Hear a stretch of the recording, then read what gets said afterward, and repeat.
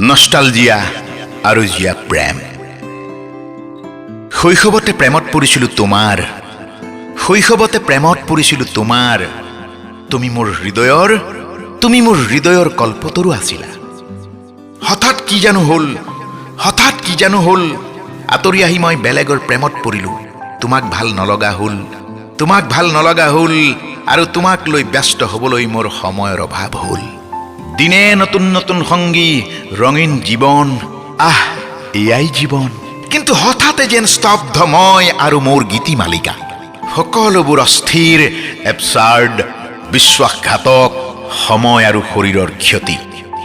বিধ্বস্ত মই আকৌ ঘূৰি গৈছোঁ অতীতলৈ, শৈশৱলৈ।